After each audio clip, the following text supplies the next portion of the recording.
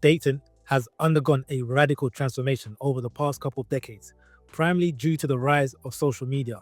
From the days of meeting potential partners through mutual friends or in public spaces, we now live in an area where relationships can blossom through a screen. You see, the shift has not only altered how people connect, but has influenced societal norms and expectations surrounding dating. This essay, we will explore the difference between pre-social media and post-social media dating, the impact of a wider pool of potential partners, and the future of the dating in the digital age. It will also address the emergence of the simp culture, the creation of unrealistic expectation, and the ongoing gender debates in modern day relationships. What are you guys doing at the mall today? Shopping and looking for boys. Same. Which comes first? Looking for boys. Looking for boys. Just hanging out, looking for people. Looking for guys. Chapter 1.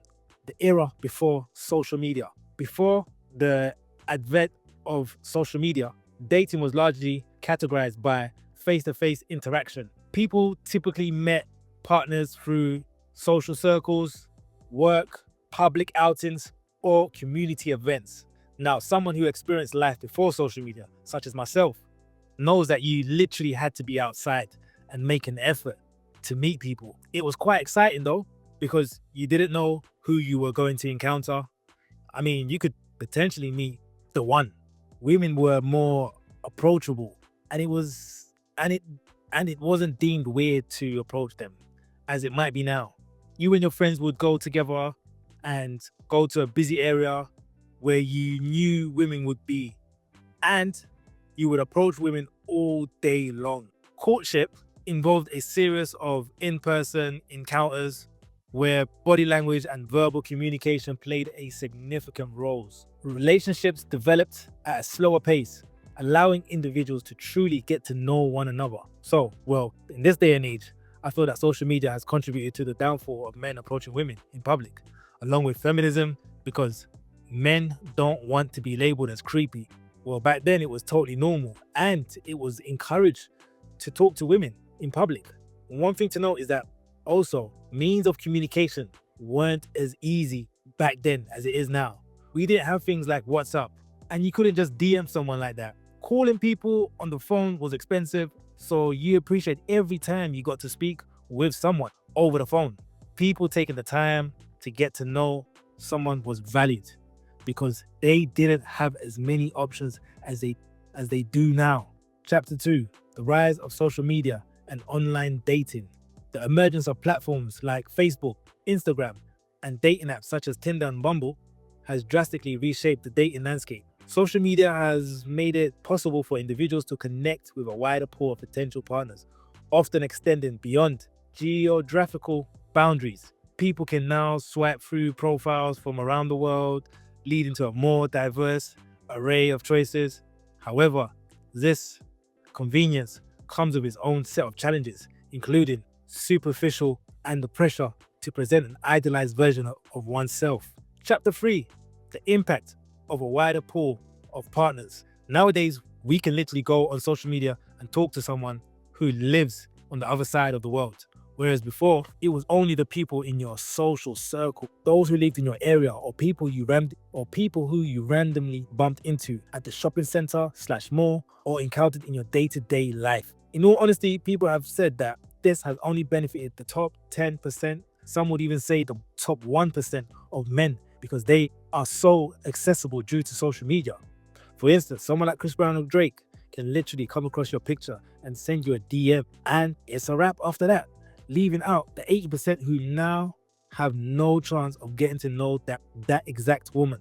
Access to a global dating pool has its benefits. For some individuals, can find partners with shared interests, values, and lifestyles that may not exist in the immediate environment. However, this abundance can lead to paradox of choice, where an increase of options can create anxiety, indecisions, and even dissatisfaction with available partners. The vast array of choices can also foster unrealistic comparison, as individuals often find themselves scrolling through idealized representations of others' lives. The emergence of simp culture.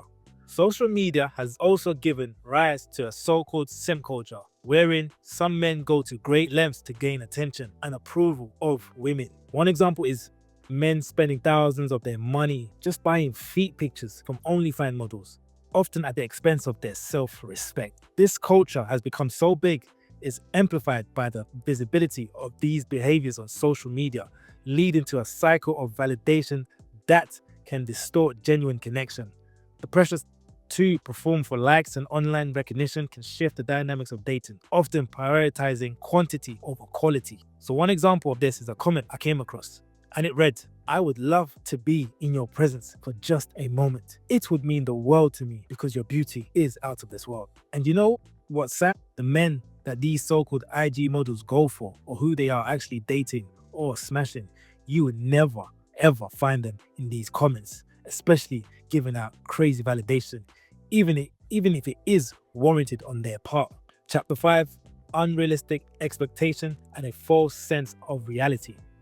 The curated lives presented on social media can create a false sense of reality, leading individuals to develop unrealistic expectations regarding relationships. The highlight reels of others' lives can foster feelings of inadequacy and the pressures to meet these standards. Disconnect between online portrayals and real-life experiences can result in a disappointment and conflict in relationship as partners grapple with this disparity between expectations and reality. One thing to mention as well is that social media has led both men and women to either over-validate themselves, like saying things like "I'm the prize," "Know your worth, queen," or on the man's side, has every man believing he's a high-value man without exactly knowing what it means to be a high-value man, or even to have even put in the work to be that of a high-value man.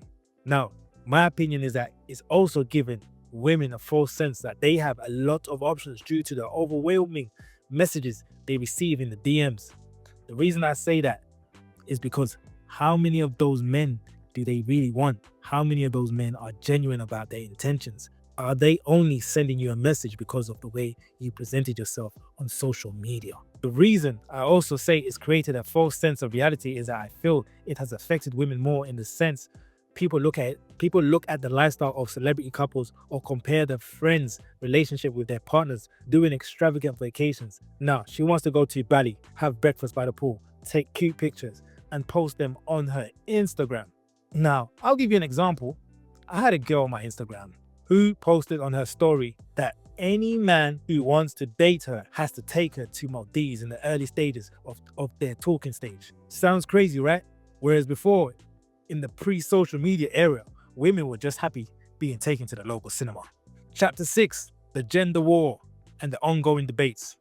Social media platforms have become a battleground for ongoing debates between men and women, especially regarding relationship dynamics, discussions around whether women should contribute 50-50 in relationships. Do I look like anybody that would split anything? This is the question. Do I look like I would go 50-50 on bills? No. Okay. Or the expectations surrounding men's roles, or the demands that men need to be making over 6 figures to date certain women as a non-negotiable. These debates often delve into generalizations and hostility, creating a gender war atmosphere that complicates the dating landscape. The privacy and the reach of social media can amplify these conflicts, making it difficult for individuals to have a constructive conversation. But here's my theory on why women who get on social media and say they will only date men who make over 6 figures. Newsflash, it's all cap. Personally, I believe they will date someone who makes a lot less, and here's why. I think they put this out there is because of the simps and the vast majority of DMs they receive. By saying that online, they are hoping that the dream man they speak of, you know, the one with the nice car and the mansion, with the good looks, who earns well over 6 figures, hopefully they stumble on these women's content and then miraculously end up in the woman's DM.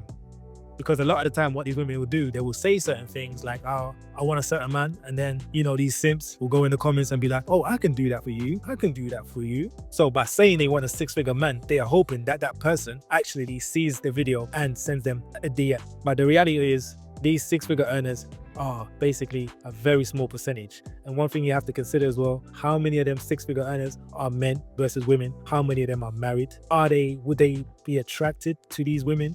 And would these women be attracted to them? How many of them are heterosexual? So these are all things that you have to consider.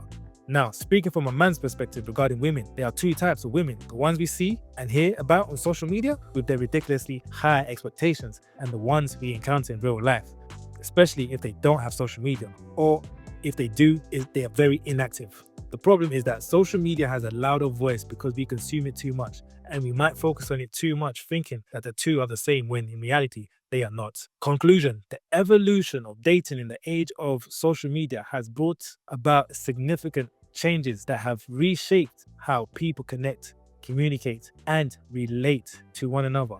While the convenience of accessing a wider pool of potential partners is undeniable, it comes with challenges such as unrealistic expectations, a culture of validation, and gender conflicts. As we look to the future, it will be essential to navigate these complexities thoughtfully, ensuring that technology enhances rather than hinders genuine human connection.